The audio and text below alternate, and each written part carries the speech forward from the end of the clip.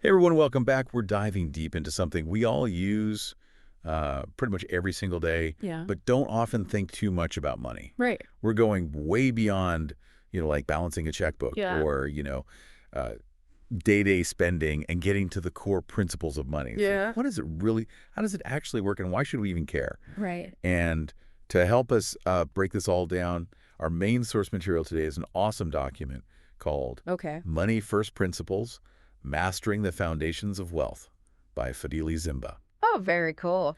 So get ready for some serious aha moments as we uncover the hidden depths of something we kind of think we understand, but there's so much more to it. Yeah, it's true. It really is something we take for granted. I think Okay. most people just think about money in terms of, like you said, their day-to-day life, Yeah. but they don't really understand the sort of mechanics behind it, the concepts that really make it all work. Yeah, and that's what this deep dive is all about. We'll be exploring stuff like how does money become a time machine for the economy? Right. And why is trust so important to this whole thing? Yeah. And how does that all hold together? Yeah, and I think a good place to start might be to take a step back in time. Go back to a time before we had money when people relied on bartering to get what they needed. Oh, yeah. So imagine for a second you're a skilled carpenter who builds, beautiful custom furniture, Okay. and you need some new tools. Mm-hmm. But the blacksmith, the guy who makes the tools, Yeah. he needs freshly baked bread. Mhm. He doesn't need another chair. Yeah, that's a problem. Yeah, exactly. You've got this valuable skill, but it's useless if you can't find someone who needs exactly what you have Yeah, right. and has what you need. Yeah, it gets complicated really fast. Bartering is tough. That's right. Yeah. And that problem is called the double coincidence of wants. Okay. And it's the fundamental problem that money solves. Okay. Money acts as this universal medium of exchange, this Yeah. common language that we all understand regardless of what we produce or what we need. So suddenly the carpenter can trade that furniture for money Yeah. and then use that money to buy tools or bread or, really anything else. Right. You don't have to go hunting for that perfect barter match anymore. That's amazing to think about how something so simple can have such a huge impact on everything. Yeah, you're right. It's like this lubricant Yeah. for the entire economy. Makes everything work better. It makes everything work better, allows for specialization. Mhm. I can be really good at making bread. You can be really good at building houses, and we can just trade easily. Yeah, that makes a lot of sense. Yeah, and that's just one of the things that money does. It also acts as a store of value. Right. So you can save today and have some confidence that those savings will be worth something in the future. Yeah, well, you would hope. Well, yeah, ideally, yes. Yeah. But I think we're all familiar with this idea of inflation, which can sort of chip away at that stored value over time. It's almost like this hidden tax that erodes the purchasing power of your money. Yeah, it is.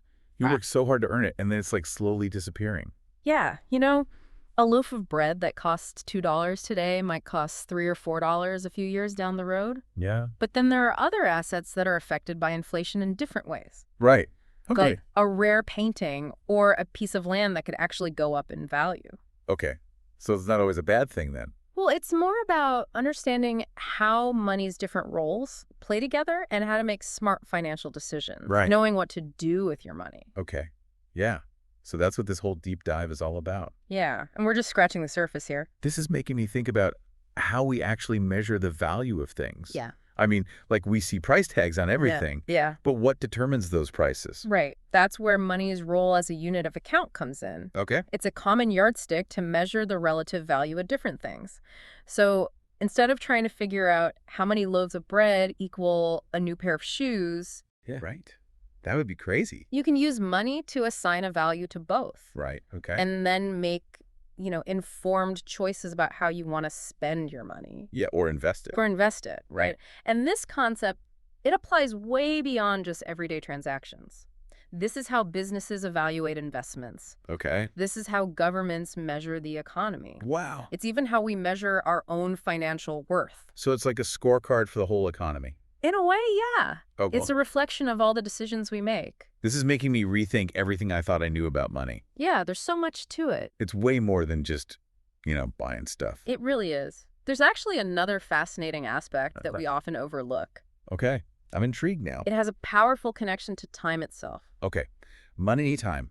Tell me more about this. So think about how many of the big things that we buy in life, Uh-huh. like a house or a car, Yeah. how many of those things would be possible if you had to pay for them all up front in cash? Yeah, that's a really good point. Most people wouldn't be able to afford those things. Most people wouldn't, right? Yeah. And that's where money's role as a standard of deferred payment comes into play. Right. It lets us make transactions that bridge the gap between right now and the future. So, like, money is allowing us to borrow from the future to make things happen today.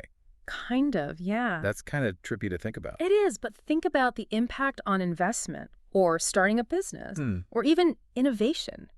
If everything had to be paid for up front, Right. Okay. Yeah. the economy would look completely different. Wow. Yeah. The ability to borrow, to lend, to invest today and get returns later, Yeah. that's what keeps things moving forward. That's the engine of the whole thing. It really is. Okay, so this idea of money as a time machine, that is blowing my mind. Yeah. But it also makes me wonder about the practical stuff. Like, how does this all actually work? Right. We've talked about gold a little bit, Yeah. but today it's digital transactions, credit cards, all these different ways to exchange value. Right. So what are the things that make these systems work so smoothly? You've hit on a couple of really important points there. To make money work, you need a few key qualities. Okay. And one of the big ones is divisibility. Divisibility. Yeah. Yeah. Like imagine trying to buy groceries if the only unit of currency was this giant gold bar. Yeah, that would be a nightmare. Try and make change for a gold bar at the grocery store. Yeah, awkward checkout lines for sure. So divisibility is like making sure money works for all the little things we buy every day. Yeah, exactly. And it goes beyond that too. Divisibility is what allows for massive investments, like buying stocks or bonds. You need to be able to purchase fractions of ownership or debt. Oh, okay. So divisibility works at both ends of the spectrum. Exactly. From buying a cup of coffee to investing millions of dollars. Okay, that makes sense.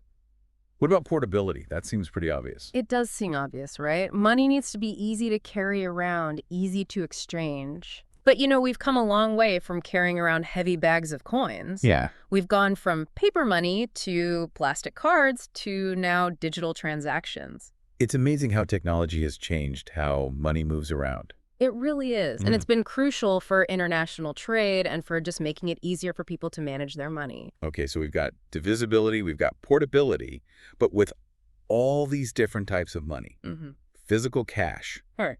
digital currencies. Right. What's the thing that connects them all? That's where we get to maybe the most important but often overlooked aspect of money. Okay. Trust. Think about it.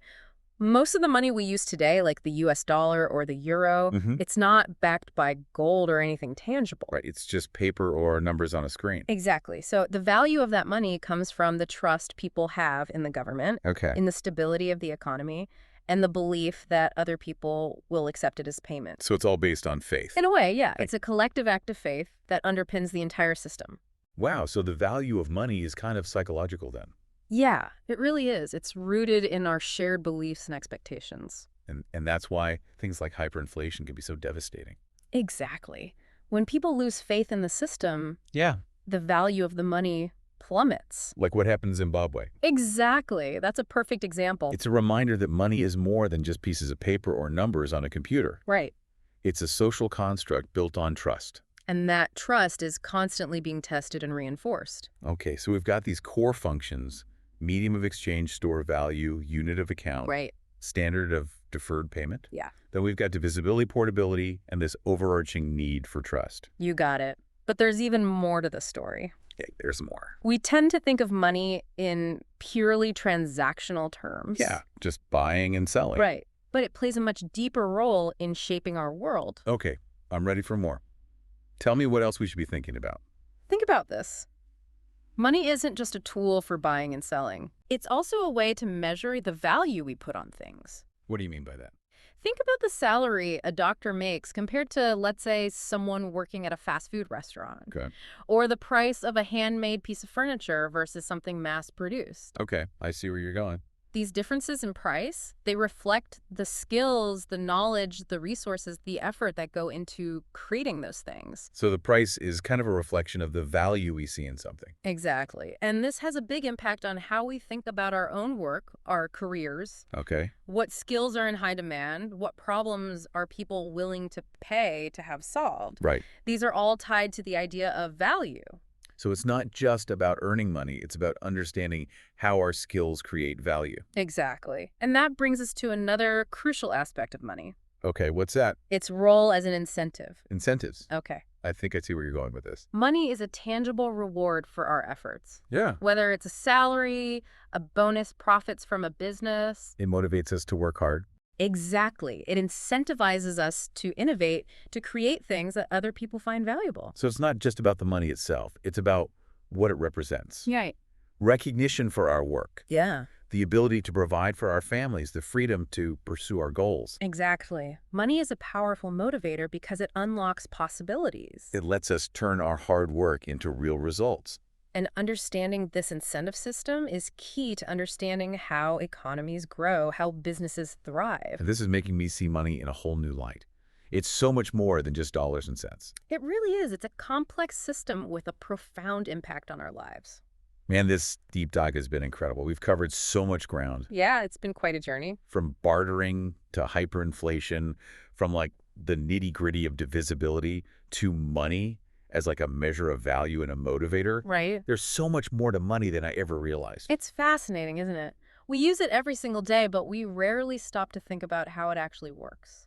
Yeah, no, I'm definitely guilty of that. So what are some of the like key takeaways you hope people will get from this deep dive? Well, I think the biggest one is that money isn't just about, buying stuff. Yeah, It's a complex system that has a huge impact on our lives. right. And understanding those different roles, medium of exchange, store of value, unit of account, standard of deferred payment, Right. all of those are crucial for navigating the financial world, Absolutely. And we can't forget about trust. right? That's like the foundation of the whole thing. Without trust, the whole system falls apart. Yeah. It's kind of scary to think about, actually. It is. Yeah. Yeah. And I also hope that this deep dive has made people think about the value they create. Mm-hmm. Money is a reflection of that value. Right? And understanding how those two things are connected can help us make better decisions. About our careers, our Yeah. investments, even just our everyday spending. Exactly. That idea of money as a measure of value, that's really stuck with me. It makes me want to look at my own skills and think about how I can contribute something truly valuable to the world. That's fantastic. And don't forget, money is also a powerful incentive. Right. We talked about that. It drives innovation, entrepreneurship, economic growth. So it's not just about earning money. It's about understanding how to use it to achieve our goals and make a difference. Exactly. Like Fadhili Zimba writes in our source material, mastering money is not about luck or finding shortcuts.